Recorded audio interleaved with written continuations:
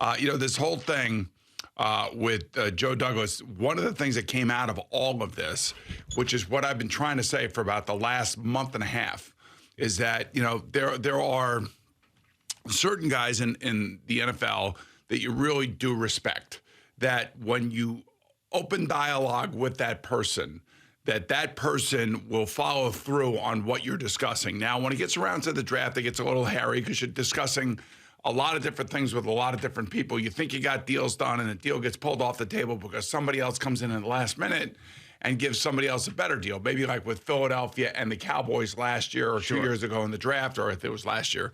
And then when they jumped over the Giants, and the Giants ended up with Kadarius Toney 2 years ago. Sometimes that stuff happens. But what happened yesterday was, Lamar Jackson says, okay, I'm available for a trade, or I want to be traded out of Baltimore. And immediately everybody goes running to Joe Douglas. Are you going to trade for Lamar Jackson?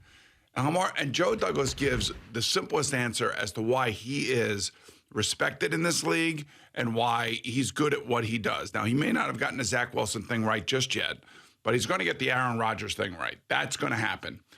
What he said in regards to the question as to whether or not he and the Jets would go after Lamar Jackson and go for a trade, said, that would be totally disingenuous on our part. We're knee-deep in trade talks, essentially, with Green Bay about acquiring Aaron Rodgers. To get involved in a Lamar Jackson potential trade right now is just not the right thing to do. It's not the right thing for the player. It's not the right thing for the Green Bay Packers. And it's not the right thing for me and us and the Jets. And, that's all you need to know about what I've been saying for now, 6 weeks, is that Joe Douglas and Brian Gutekunst have been talking about this trade for now, 2 months.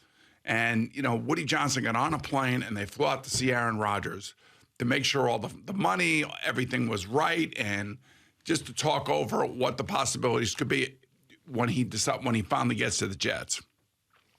So the Packers have to be genuine here. They know that they're not getting a first-round pick.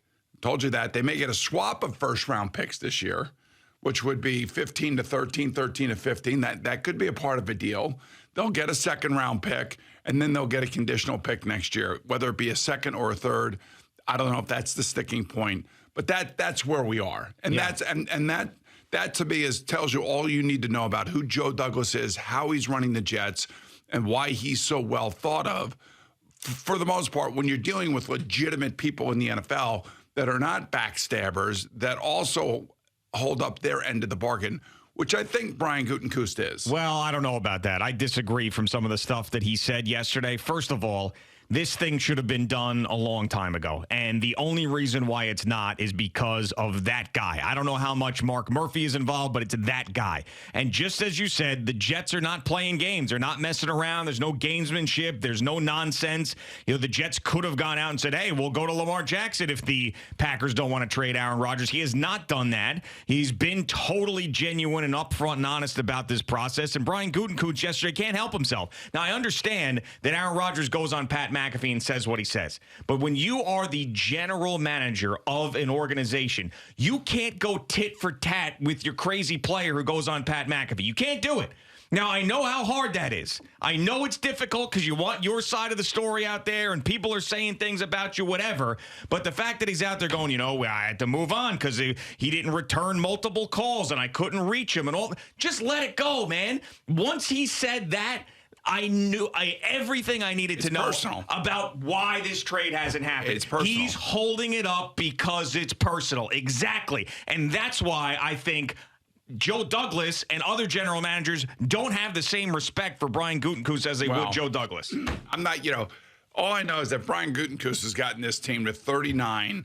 39 and 9. The first 3 years of Matt LaFleur's coaching. So and he a lot knows of that what has he's to do doing. with Aaron Rodgers winning 2 MVPs. It does, but they also had to get rid of Mike McCarthy, and that got messy and everything else.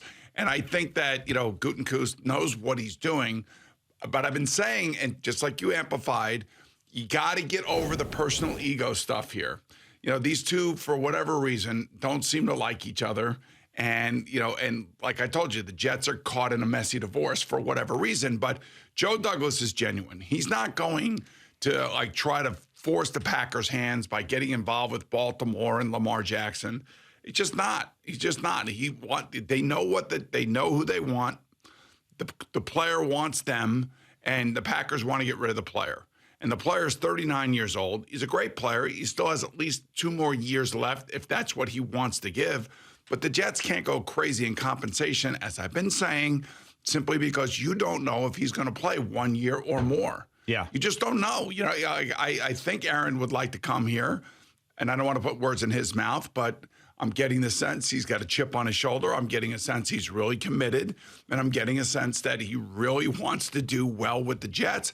And that's why Jet fans will be happy when they see what he settles for when it comes to his contract. Yeah, and there's just no reason at this point. The Jets are not going to cave. There's no reason for the Packers to continue to hold this up, especially when Brian Gutekunst says yesterday that they know they're not going to get that hard first-round pick that we've said and you've said they're not going to get, period, because it's just a stupid thing to ask for a 39-year-old quarterback. You don't even want to be your quarterback anymore. There's so many people out there that just are so off base about, initially off base, about compensation and all this other stuff. It's a reasonable compensation package for a first ballot Hall of Famer who still has a lot to give, but it's not an overreach because, again, even Gutekunst knows that Aaron Rodgers is a mercurial player. So if he comes here and he gets hurt, or he comes here and things don't go well and he wants to call it quits after it's over with, the Jets have got to protect themselves. I mean, they can't go nuts. Sure. And that's why, I believe that I wouldn't be surprised if the deal's done by the end of the week. But, it's going to happen eventually. But you're right. Gutekunst has just got to, forget the ego. I know you're the GM of an ownerless team. Right. It's not easy. I'm not saying that it's easy, especially when your quarterback is so high profile and they had 300,000 people watching live the Pat McAfee interview with Aaron Rodgers, and he basically is sitting there and trashing the Green Bay Packers and how they handled the situation. It's tough to bite your tongue publicly, but lots of people have done that. Lots of general managers, lots of coaches have had players trash them, and they don't go down that road because there's nothing you can get out of it. Who are you trying to convince? As the success that he's had, it's not like he's fighting for his job at this point. No. They've had a lot of success. He's the general manager. He, for this moment, has job security. We'll see what happens with Jordan Love, but he doesn't need to prove anything to anybody. You could also say that he was the one that started the whole Jordan Love problem, if you want to call that a problem. Well, it was a problem for Aaron Rodgers. That's what I'm saying. Yeah. I mean, they could have drafted a wide receiver, which everybody that was watching that draft thought that's exactly what the Packers were going to do. Mm-hmm. And then out of the blue, they took Jordan Love. Yeah. And that, of course, antagonized their starting quarterback. And all he did was win 2 MVPs after the fact. But, again, Joe Douglas is a very highly respected general manager. He's trying to do the right thing here. He's trying to give the Packers space and let them figure out whatever the issues are between them and Aaron Rodgers and let them go through it. But I think even Gutekunst, was realistic yesterday, saying we're not getting a hard first. But like I said, swapping the first 2 picks, that's like adding the value of going from 15 to 13 is like adding a 3rd round pick. So I could see that, and the Jets will still get a very good player. The Packers will get a very good player, and I could see one of these 2 second-round draft picks this year, and then I could see a conditional 2nd or 3rd next year. Been saying that, and that's what I think it's going to be. Yes, and those conditional picks are huge for a team because if Aaron Rodgers goes to the Jets and takes them to the Super Bowl and you end up that 2nd rounder turns into a 1st rounder or whatever. And that 1st rounder would be a late 1st rounder. But still. Because the Jets would have had success. So to me, the Bears did a really smart thing. They made this trade with Carolina Panthers. Mm-hmm. And, I love Frank, and I think Frank's going to do a good job there. I don't think that if they draft a quarterback and they throw him in there right out of week 1, which I doubt they will. They'll probably, depending on who they draft, they'll probably go with Andy Dalton. But still, there is a chance that, it's going to take a while for Carolina to get going. Mm-hmm. Carolina could end up with the number 1 overall pick next year. Which would go to the Bears. Which would go to the Bears. Yeah. Which, if I were the Bears, that's what I'm trying to figure out. I got to worry about this year, of course, but I also want to look into the future and see what happens. Yeah. So, I just think that the Bears did a great job. I know that Frank and the Carolina Panthers are immersed in every single one of these players. Josh McCown may have let a little something out of the bag in his conversation with C.J. Stroud about moving to Charlotte and all this other stuff. But at the end of the day, this is really, really interesting from the NFL standpoint with these quarterbacks, with these trades.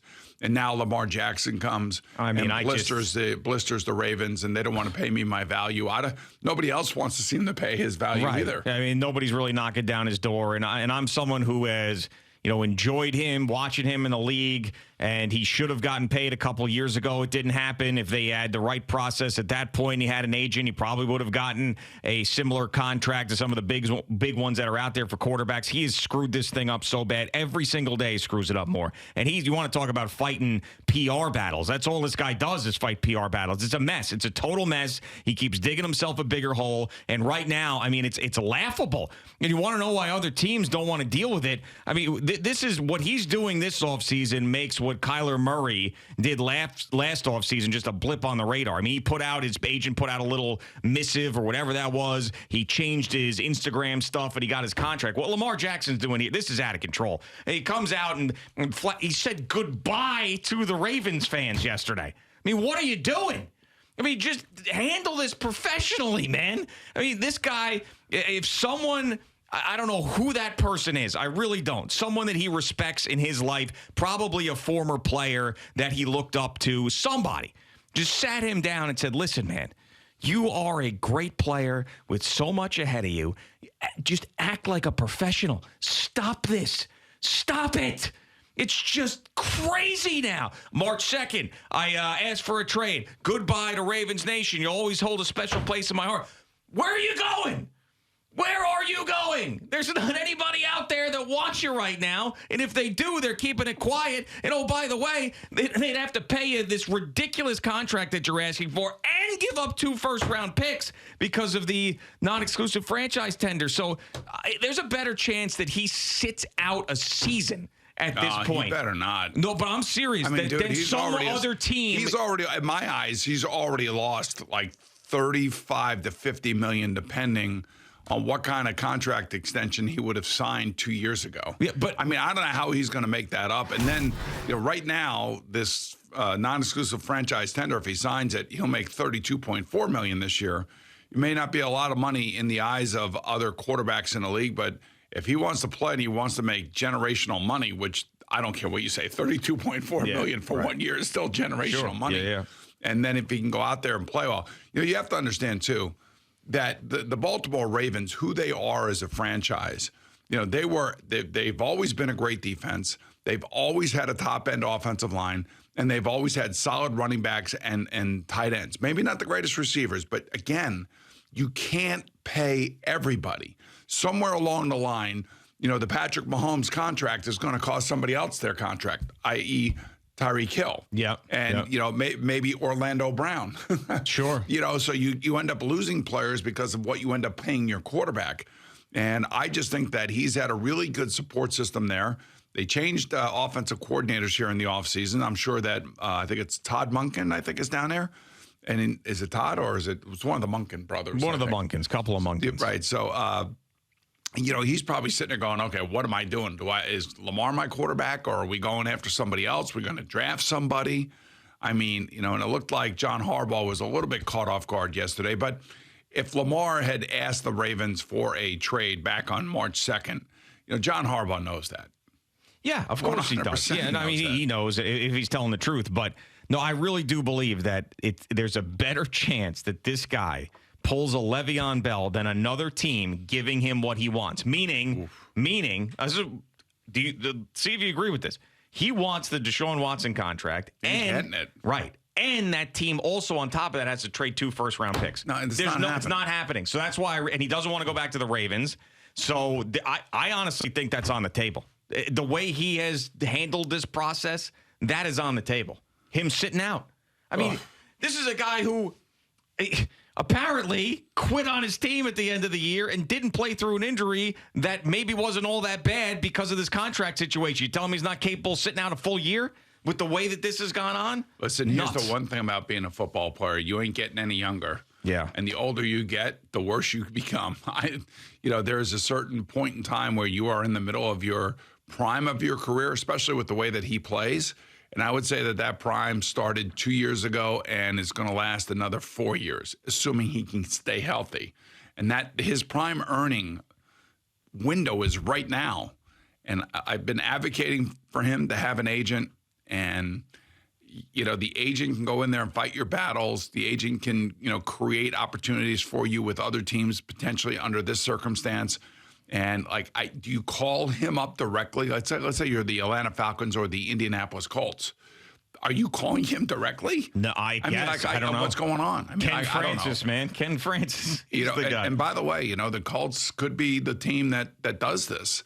I mean, there's a lot of chatter around the Colts, and there's a lot of positivity around the Colts because, who are their wide receivers? Yeah, I mean, really nobody at this point. Yeah. Right. They got Jonathan Taylor, and you bring him in, and you have Shane Steichen as their head coach, who obviously has done wonders with Jalen Hurts in Philadelphia. Yeah. I wouldn't say, I'd say somewhat similar because they're both mobile quarterbacks. I think that Jalen Hurts is a better passer, but you make it work, and maybe he has an offense that he could tailor to Lamar and bring the best out in him. It's just a question of not whether or not that loopy owner out there sees this as an opportunity, or he wants to draft somebody with the 4th overall pick that's a quarterback. Thanks so much for watching the video. Please like and subscribe. And don't forget to hit the bell so you're notified when we're dropping new content.